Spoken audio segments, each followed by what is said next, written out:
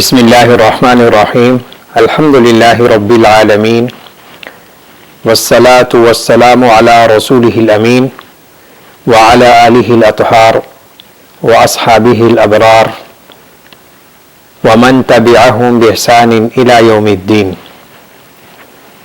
اما بعد فاعوذ باللہ من الشیطان الرجیم بسم اللہ الرحمن الرحیم والعصر ان الانسان لفی خسر الا الذین آمنوا وعملوا الصالحات وتواصوا بالحق وتواصوا بالصبر رب اشرح لی صدری ویسر لی امری واحلل عقدۃ من لسانی یفقہوا قولی۔ قابل تکریم خواتین و حضرات، محاضرات دعوت کے ضمن میں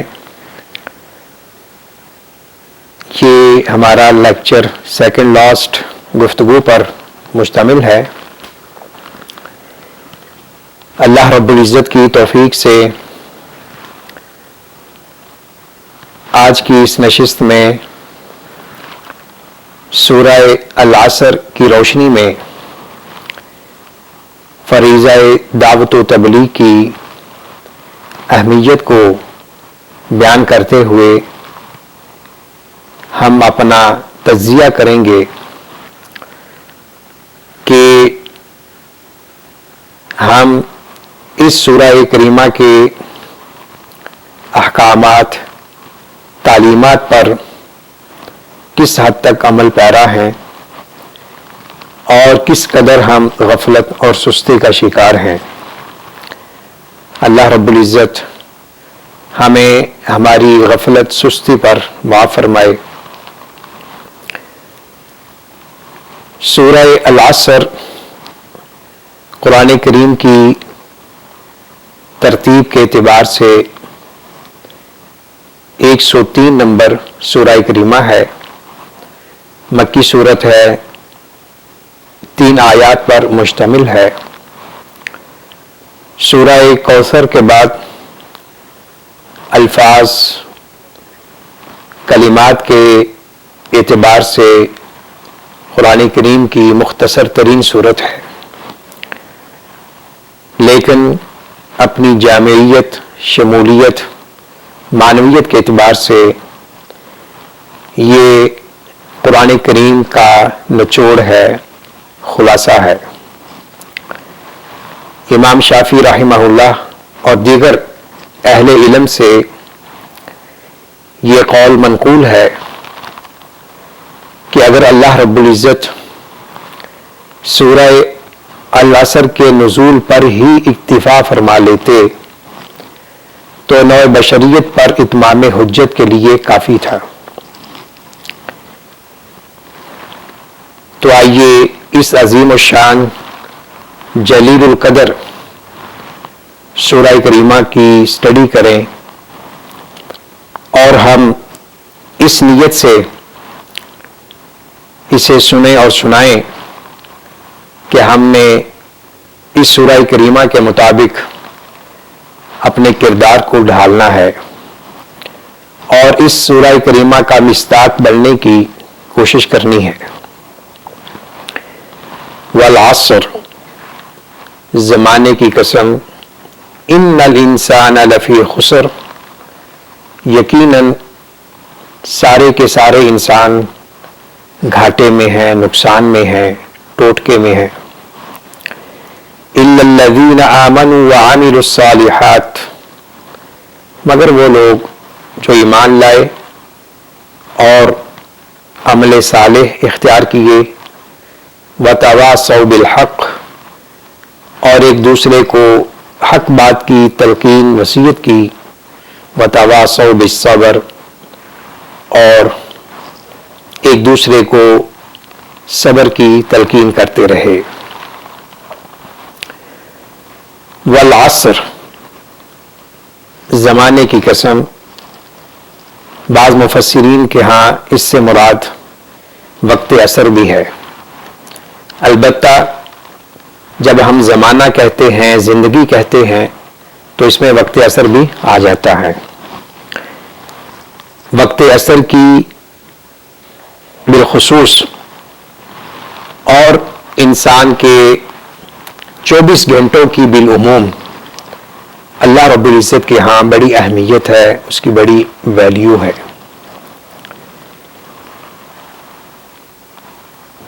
اللہ رب العزت نے قرآن کریم میں مختلف چیزوں کی قسم اٹھائی ہے، اور یہ اللہ رب العزت کے لیے لائق ہے، اس کے لیے جائز ہے کہ وہ اپنی مخلوقات میں سے جس چیز کی قسم اٹھانا چاہیں اٹھا سکتے ہیں، کوئی ممانعت نہیں ہے۔ البتہ اللہ کے بندوں کے لیے غیر اللہ کی قسم اٹھانا ناجائز ہے۔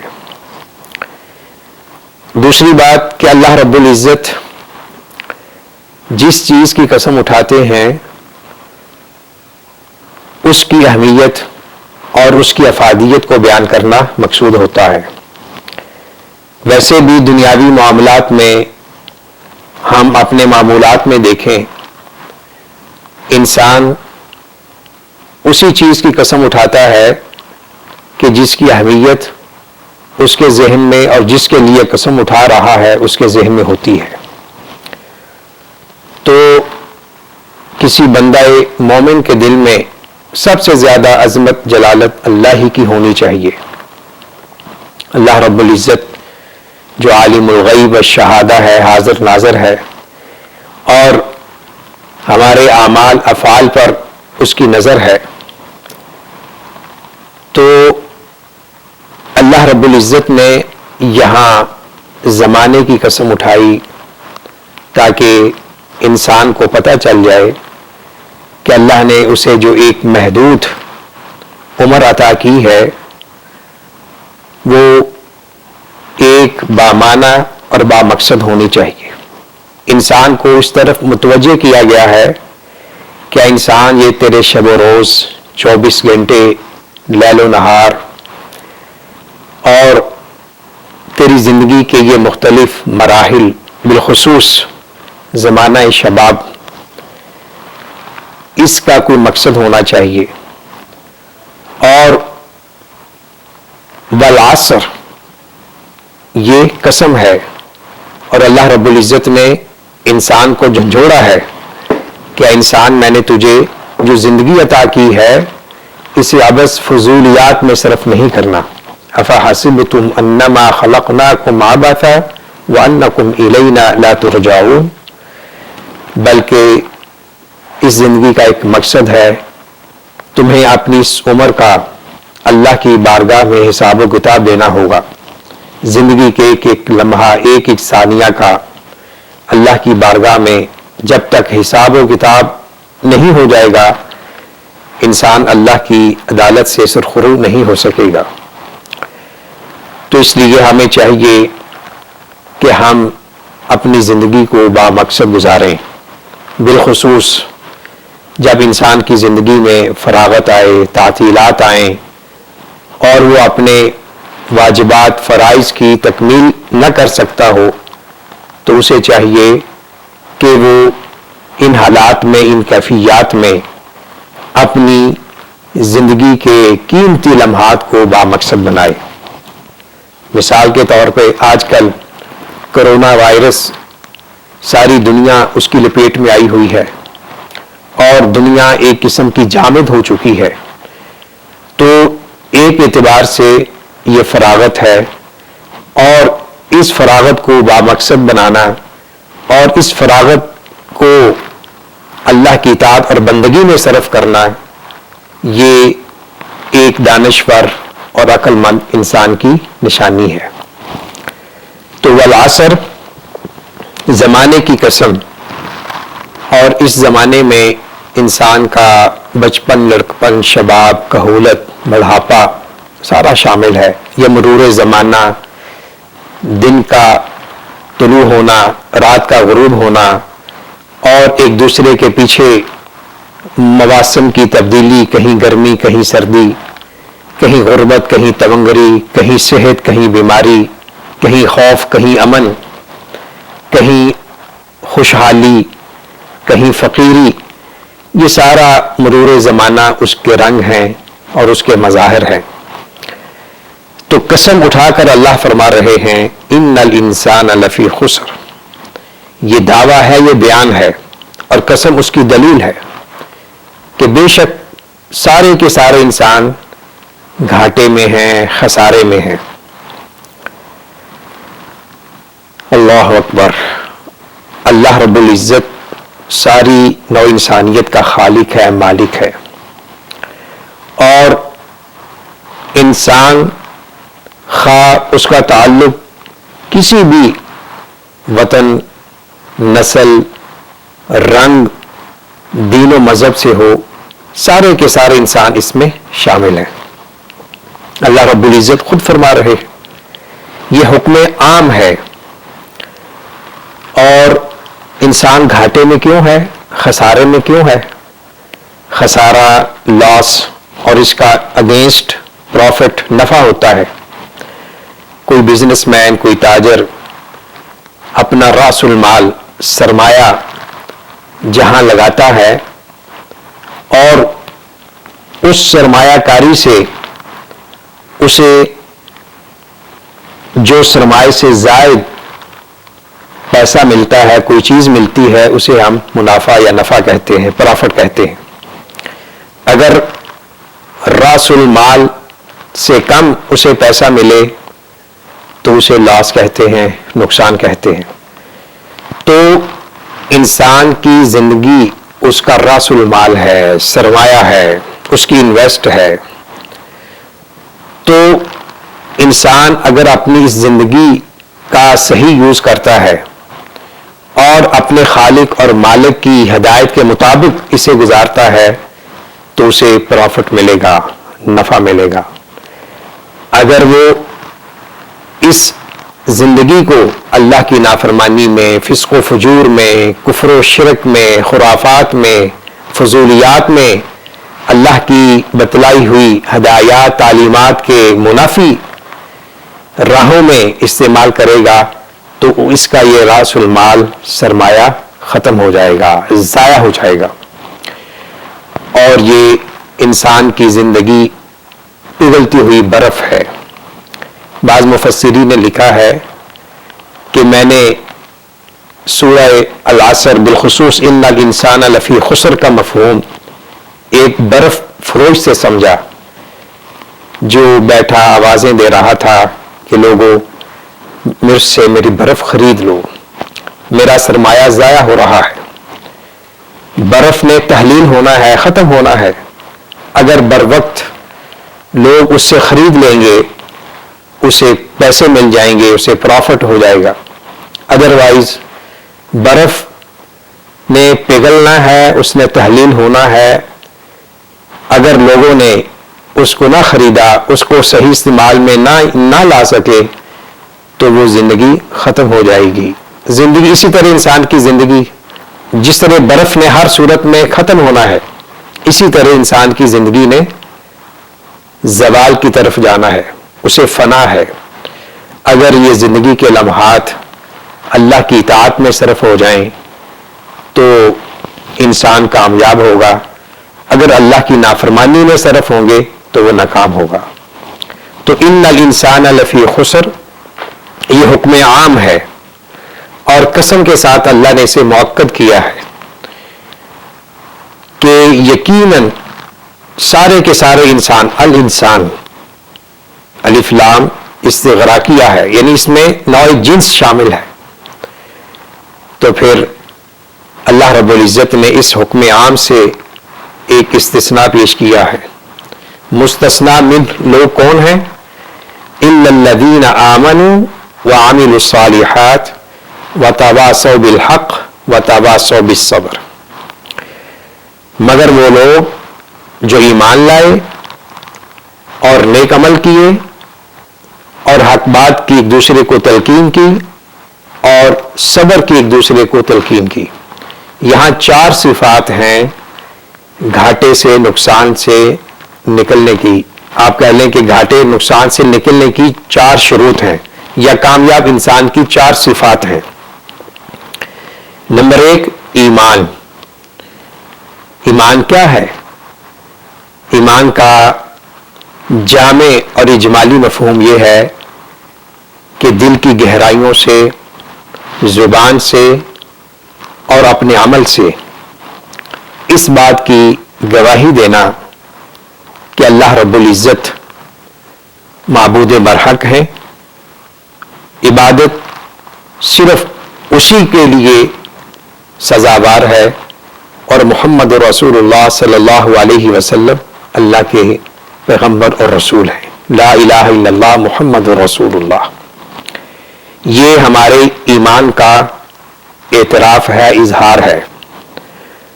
پھر ایمانیات ایک وسیع شعبہ ہے، ارکان ایمان اس کا اہم حصہ ہے۔ تو ایمان، اس کا تعلق عموماً فکر و نظر سے ہے، اصول و نظریات سے ہے، اور اس کا عملی اظہار یا اس کی دلیل وہ ارکان اسلام کی صورت میں ہے، عمل صالح جسے کہتے ہیں۔ اِلَّا الَّذِينَ آمَنُوا، مگر جو ایمان لائے، اللہ کی ذات کو مانا، اس کے حکم کو تسلیم کیا اور اس کی عبادت کی۔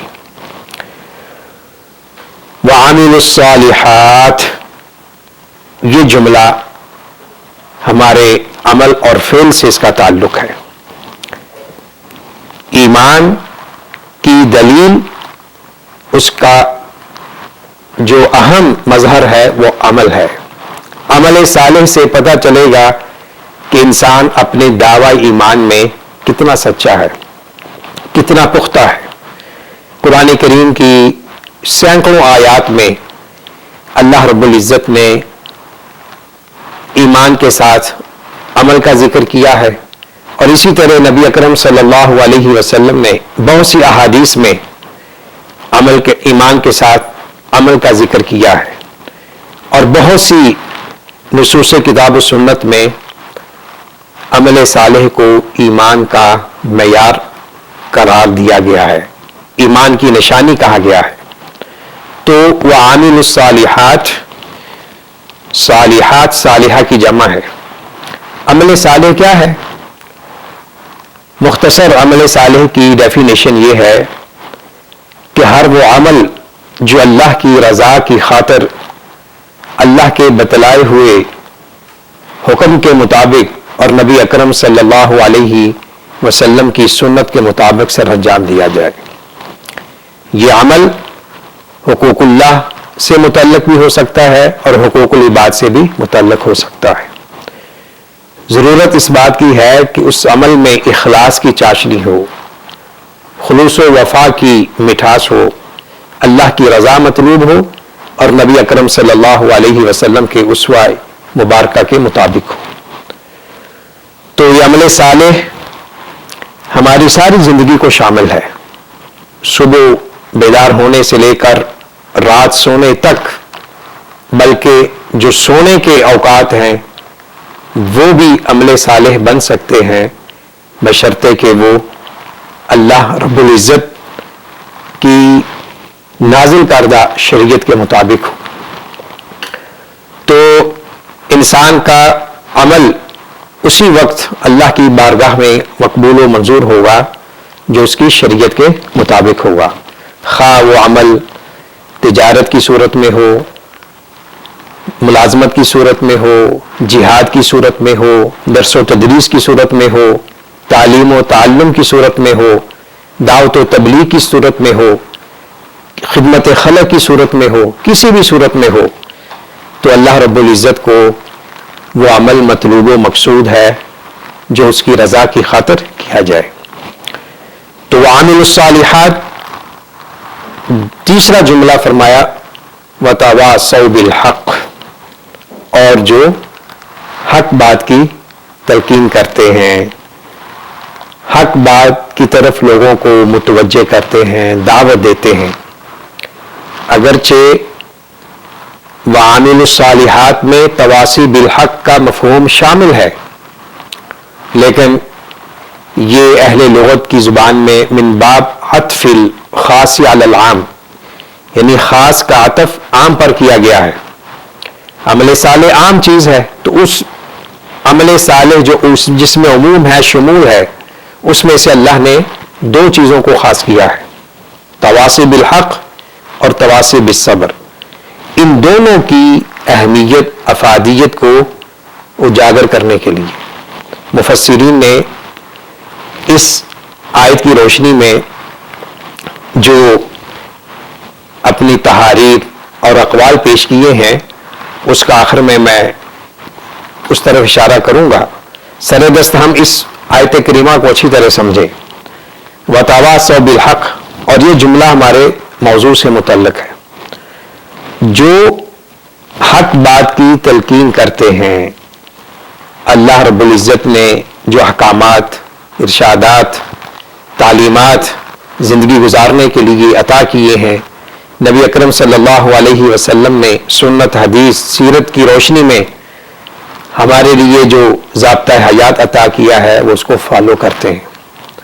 حق بڑی جامع اصطلاح ہے، اس میں اوامر، منہیات دونوں شامل ہیں، یعنی مثبت اور منفی دونوں پہلو ہیں۔ جس چیز کے کرنے کا حکم دیا گیا وہ بھی، اور جس سے منع کیا گیا اس سے رک جانا وہ بھی اس میں شامل ہے۔ تو دعوت و تبلیغ کے حوالے سے ہم اس جملے کو سمجھیں۔ یہاں اللہ رب العزت نے گھاٹے اور خسارے سے نکلنے کے لیے جن 4 صفات یا شرائط کا ذکر کیا ہے، ان میں سے یہ تیسری ہے۔ اس میں دعوت و تبلیغ کا فریضہ سر فہرست آتا ہے، یعنی کامیابی کے لیے صرف ایمان کافی نہیں ہے، اور ایمان کے ساتھ صرف عمل صالح بھی کافی نہیں ہے۔ اگر انسان یہ سوچے کہ میں تو ایمان لے آیا اور میں خود بھی ارکان اسلام کا پابند ہوں، شریعت کے احکامات کے مطابق زندگی گزار رہا ہوں، تو مجھے تو کامیاب ہو جانا چاہیے، لیکن اللہ رب العزت نے تیسرے جملے کے ساتھ انسان کو ایک تیسری ذمہ داری عطا کی ہے کامیابی کے لیے، وہ ہے تواصی بالحق۔ کیا انسان، تو نے اگر ایمان قبول کر لیا ہے، تو نے عمل صالح کی زندگی اختیار کر لی ہے، اب تجھ پر ضروری ہے کہ تو اس حق کی طرف، حقیقت کی طرف، اس سچائی کی طرف، خیر کی طرف لوگوں کو بھی بلائے۔ تو تواصی بالحق میں اللہ رب العزت نے اجتماعی مفاد کو سامنے رکھا ہے۔ اس سے یہ بھی معلوم ہوتا ہے کہ ہمارا دین اسلام، اس کی خصوصیات میں سے ایک یہ ہے کہ یہ مدنی الطبع ہے، مدنی الطبع ہے۔ اس میں معاشرت اور اس میں سوشل مزاجی کا مفہوم پایا جاتا ہے، اور اسلام کے ارکان، اسلام کے احکامات پر اگر ہم غور و فکر کریں تو یہ حقیقت بڑے اچھے انداز میں واضح ہو جاتی ہے کہ اسلام اجتماعیت پسند ہے، اتحاد و اتفاق چاہتا ہے، اور نوع انسانیت کو جڑ کر زندگی گزارنے کا سلیقہ اور طریقہ بتلاتا ہے۔ تو انسانیت کے ساتھ رہتے ہوئے انسان کو خود غرض نہیں ہونا چاہیے، مفاد پرست نہیں ہونا چاہیے، صرف اسے اپنی ہی فکر نہیں ہونی چاہیے، بلکہ انسانی اقدار کا ایک اہم تقاضا یہ ہے کہ انسان کے دل میں دوسروں کا درد ہو، تڑپ ہو، کہ وہ جو اپنے لیے بہتر سمجھتا ہے، مفید سمجھتا ہے، اسے دوسروں تک کنوے کرے، دوسروں تک پہنچائے۔ تو جو شخص اللہ کی طرف لوگوں کو بلاتا ہے، اس کو ہم خود غرض نہیں کہہ سکتے، مفاد پرست نہیں کہہ سکتے۔ یہ میں سمجھتا ہوں اگر انسان نیکی کو، خیر کو اپنے تک محدود کر لے، اس میں مفاد پرستی آتی ہے، خود غرضی آتی ہے، لالچ، ہرس ہے۔ تو انسان جس چیز کو اپنے لیے بہتر سمجھتا ہے، اسے چاہیے کہ اسے اپنے اہل و عیال کے لیے، اپنے اس پڑوس کے لیے، نیبرز کے لیے، اپنے شاگردوں کے لیے، اپنے ماتحت لوگوں کے لیے بھی بہتر سمجھے۔ اگر کوئی مسلمان خود نمازی ہے، پابند صوم و صلات ہے، ارکان اسلام کا پابند ہے، اس کے دل میں یہ خواہش تڑپ ہونی چاہیے کہ یہ چیز میرے ساتھ رہنے والے دوسرے لوگوں تک بھی پہنچ جائے، وہ بھی اس کے مطابق زندگی گزاریں۔ تو اس دعوت الی الخیر، دعوت الی اللہ سے پورے انسانی معاشرے میں امن ہوگا، اطمینان ہوگا، راحت ہوگی، آسودگی ہوگی، اور لوگوں کے دلوں میں ایک دوسرے کا احساس اور ایک دوسرے کے بارے جو محبت ہے اس کے جذبات فروغ پائیں گے۔ تو تواصی بالحق یہ دعوت الی اللہ کے حوالے سے بڑا اہم ہے۔ حق بات کی تلقین کرتے رہنا، ایمان کی، عمل صالح کی، تو یہ کامیاب لوگوں کی تیسری اہم صفت ہے۔ اور آخری جملہ وتواصوا بالصبر، جو باہمی صبر کی تلقین کرتے ہیں۔ صبر بڑا وسیع مفہوم ہے، اس کا لفظی لغوی معنی ہے اپنے آپ کو کنٹرول میں رکھنا، اپنے آپ کو کسی شر سے دور رکھنا، ضبط نفس جسے کہتے ہیں، ٹالرنس، تحمل بھی اسی کا حصہ ہے۔ تو صبر انسانی زندگی کے اوصاف میں سے ایک اہم وصف ہے۔ صبر یہ اہم صفت ہے، اور جو انسان صبر کو اپناتا ہے، اختیار کرتا ہے، وہ بہت سی معاصی، منکرات اور غلط کاموں سے محفوظ رہتا ہے۔ اہل علم نے صبر کو 3 حصوں میں تقسیم کیا ہے، یا 3 اقسام اس کی بیان کی ہیں۔ نمبر 1 صبر علی طاعت اللہ، نمبر 2 الصبر عن محارم اللہ، نمبر 3 الصبر علی المصائب، یعنی اللہ کی اطاعت کرتے ہوئے جو انسان کو مشکلات پیش آتی ہیں اسے خندہ پیشانی سے فیس کرتا ہے، اور اسی طرح اللہ کی نافرمانی سے بچتے ہوئے جو وہ اپنی لذات، خواہشات کی قربانی دیتا ہے، اس پر بھی صبر کا اطلاق ہوتا ہے۔ وہ صبر بھی اللہ کو مطلوب ہے۔ اور ایک وہ صبر جو انسان کسی مصیبت اور صدمے پر کرتا ہے، اور جب کسی انسان کو نقصان پہنچتا ہے، کوئی صدمہ پہنچتا ہے بیماری کی صورت میں، نقصان کی صورت میں، تو اس وقت وہ اپنے آپ کو کنٹرول میں رکھتا ہے، انا للہ و انا الیہ راجعون کے الفاظ ادا کرتا ہے۔ تو صبر کا ایک اہم میدان دعوت الی اللہ بھی ہے۔ دعوت الی اللہ کا میدان پھولوں بھری سیج نہیں ہے، یہ کانٹوں بھرا راستہ ہے، جسے انسان نے اپنی عزیمت کے ساتھ اور صبر و تحمل کے ساتھ، اللہ کی توفیق کے ساتھ اس کا فیس کرنا ہے۔ تو دعوت الی اللہ کے میدان میں مختلف قسم کے مسائل، مشکلات سامنے آتی ہیں، اپنوں کی طرف سے، بیگانوں کی طرف سے، اندرون حالات ایسے بن جاتے ہیں، بیرونی طور پہ ایسی مشکلات آ جاتی ہیں کہ انسان کے قدم ڈگمگانے لگتے ہیں، تذبذب کا شکار ہو جاتا ہے، بے ہمتہ ہو جاتا ہے۔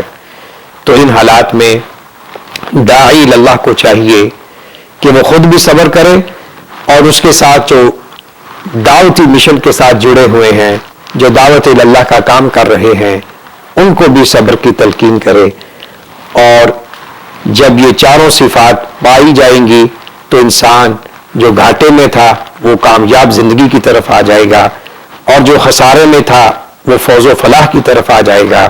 خلاصہ گفتگو یہ ہے کہ سورہ العصر، اس میں اللہ رب العزت نے انسان کی زندگی کی اہمیت کو بیان کیا ہے، وقت کی قسم اٹھائی ہے، اور ساری انسانیت کو گھاٹے میں قرار دیا ہے، مگر جو لوگ ایمان، عمل صالح، تواصی بالحق، تواصی بالصبر کی تعلیمات پر عمل پیرا ہیں، وہ اس حکم عام سے مستثنیٰ ہیں۔ اللہ رب العزت سے دعا ہے اللہ تعالی ہمیں اس سورہ کریمہ کی تعلیمات کے مطابق عمل کرنے کی توفیق نصیب فرمائے۔ اللہ تعالی ہمیں گھاٹے، خسارے والی زندگی سے نکلنے کی ہمت، توفیق عطا فرمائے، اور ہمیں ان لوگوں میں شامل فرمائے جو دوسروں کو حق بات کی تلقین کرتے ہیں، صبر کی وصیت کرتے ہیں۔ وآخر دعوانا ان الحمد للہ رب العالمین۔